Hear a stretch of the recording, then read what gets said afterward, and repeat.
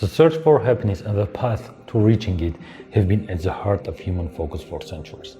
Across the ages, there have been thousands of scientific, spiritual, and esoteric studies on the subject. And while their views often differ, there are certain areas where almost everyone agrees. Regardless of where you live, what you believe, or your outlook on life, if you get these specific things wrong, happiness will turn its back on you. If you fall into the trap of these mistakes and get caught in the loop, finding your way back to happiness becomes incredibly difficult. In this video, I will share 5 essential areas that can affect your happiness level in equal measure. Ignoring them leads to unhappiness, while embracing them brings well-being. We are culturally conditioned to believe that happiness means forcing life to go exactly according to our master plan. We try to control our circumstances, the people around us, the outcomes of our efforts, our future, and even others' thoughts. Psychologists call this phenomenon the illusion of control, in which people try to control every aspect of their lives despite uncontrollable change-based events. But the reality is trying to micromanage things completely outside our control. It is like trying to hold a fistful of dry sand. The tighter you squeeze, hoping to keep every single grain in place, the faster it escapes through your fingers. And when your brain realizes that it cannot control everything and that sometimes things just won't go its way, a part of it called the amygdala starts to panic and releases cortisol, which is known as the stress hormone. But long before modern science could explain this, ancient Stoics and Buddhist monks had already agreed on one universal truth. Attachment to specific outcomes is the root of all human suffering. True happiness doesn't come from controlling the stuff. It comes from accepting that you only control your own ship. If you tie your peace of mind to things you cannot control, you are literally handing the keys to your happiness over to pure chance. The solution is to learn to enjoy the beauty of the flower while being at peace with the fact that its petals will one day fall. It is about learning to hold life with open palms, not clenched fists. When you unseat yourself as the micromanager of the universe, you release that psychological tension. You don't hand the keys to your happiness over to chance. You finally take them back from the heavy hand of control. The second mechanism that will actively drain your happiness is what is called the illusion of luck. We often believe that if we just get that next promotion, that new car, or that perfect relationship, we will finally be happy. But we are constantly focusing on the one thing we don't have. Single people want to get married, while married people long for their former freedom.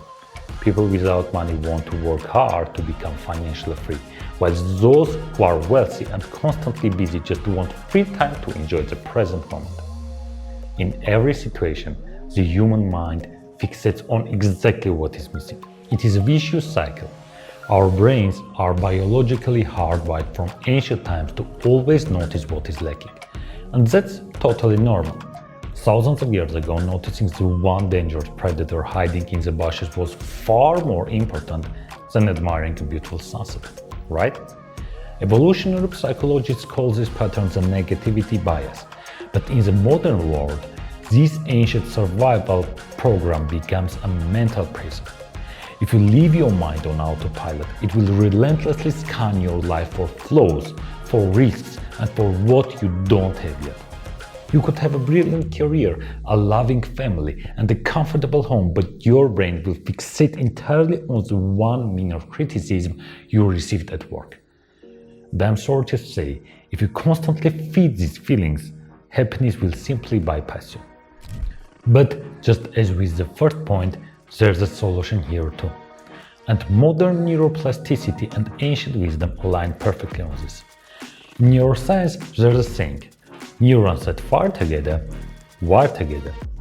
If you constantly focus on lack, you are physically wearing your brain for misery. Whether it's the endless call for gratitude in Christianity or the modern esoteric law of attraction, they all point towards the exact same universal law. You attract and magnify whatever you focus your energy upon.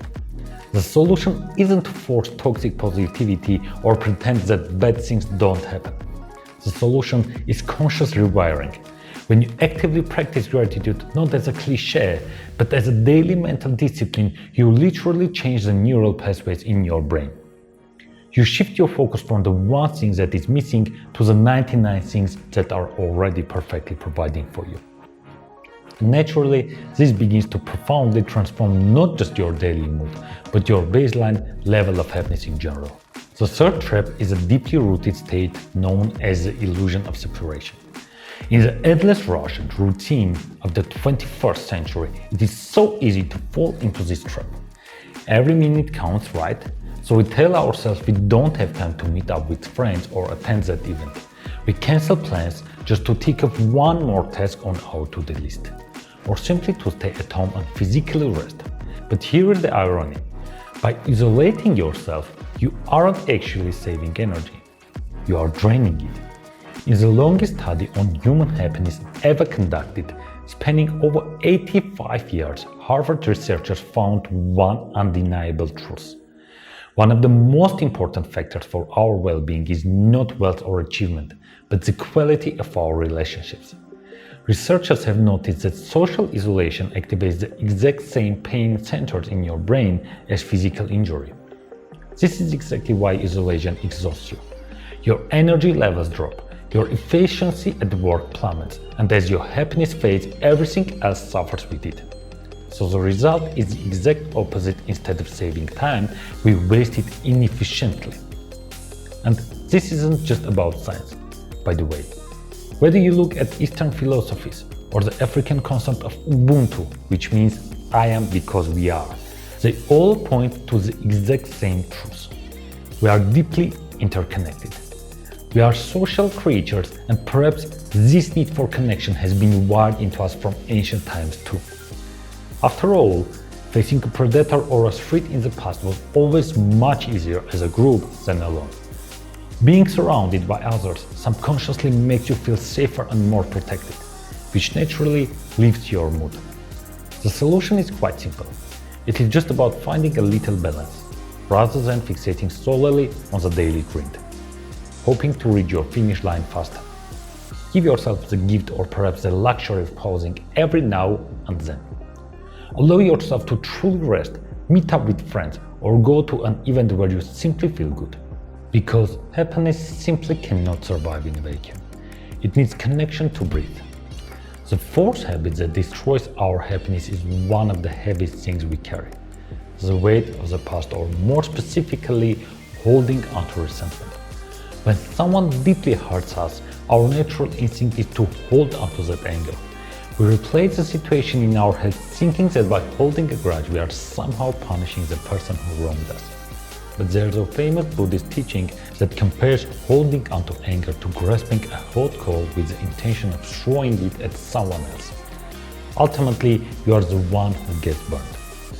Science has proven that when you constantly replay a past betrayal or argument, your brain cannot tell the difference between the memory and the present moment.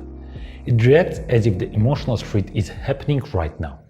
In fact, when you refuse to let things go, your nervous system stays locked in fight or flight mode. You are carrying the person who hurt you on your own heart every single day. And this is exactly why we need to redefine what forgiveness actually is. We are taught that forgiveness is an altruistic act. But the truth is, forgiveness is actually a deeply selfish act, and I mean that in the absolute best way possible. Forgiving someone does not mean you excuse their bad behavior. It simply means you are choosing your own health over their memory. By letting go, your mood improves, your sleep returns, your energy comes back, and honestly, the other person gets absolutely nothing out of it. You aren't doing them a favor. You are doing yourself a massive favor. The moment you cut that invisible cord of anger, you stop giving your power to the person who hurt you, and you finally reclaim your own peace of mind. The fifth habit that silently hollows out our happiness is living without meaning, or more precisely, mistaking pleasure for purpose. We live in an age that has perfected the art of distraction. There's always something to watch, something to scroll through, something to order. And every single one of these things promises the same thing. We will feel better. but you don't. Or rather, you do for about 15 minutes, then the screen goes dark, the box is empty, and you are left sitting with the same quiet restlessness you started with. Scientists call this hedonic treadmill. The more pleasure you consume, the more you need just to feel the same. It is like drinking salt water to cure thirst. Each sip feels like relief, but it only deepens the problem. Over time, the things that once excited you barely register. You are not happier, you are just harder to impress. Viktor Frankl, the psychiatrist who endured the Nazi concentration camps, spent his life studying this exact problem. He made a simple discovery. Human beings do not fall apart from too much suffering. They fall apart from too little meaning. He borrowed a line from Nietzsche to capture it. He who has a why to live for can bear almost anyhow. It is not comfort that sustains us. It is the feelings that our life actually matters. And here is the part most people get wrong. They hear the word purpose and imagine something enormous. A calling, a grand mission, a complete reinvention. But meaning is rarely that dramatic. It lives in small, ordinary acts. Teaching your child something new. Solving a problem at work that nobody else bothered with. Checking in on a friend who has gone quiet. Tending to anything with genuine care. The shift is deceptively simple. Stop asking what will make me feel good today and start asking what will make today feel worthwhile. One question keeps you on the treadmill. The opposite steps you off it entirely. At the end of the day, happiness isn't something you have to chase down. It is what naturally remains when you stop doing the things that bury it. It is like a sculpture. You don't add to it, you just chip away the unnecessary pieces. You don't have to fix all 5 of these traps overnight. Just pick one. Maybe it is forgiving someone today. Maybe it is putting the phone down and calling a friend. Or maybe it is just asking yourself what makes today worthwhile. I'm curious, which of these 5 traps resonated with you the most? Let me know in the comments below.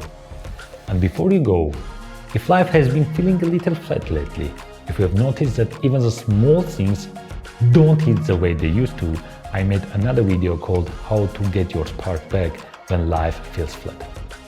It's about reconnecting with those little moments that make life feel alive again.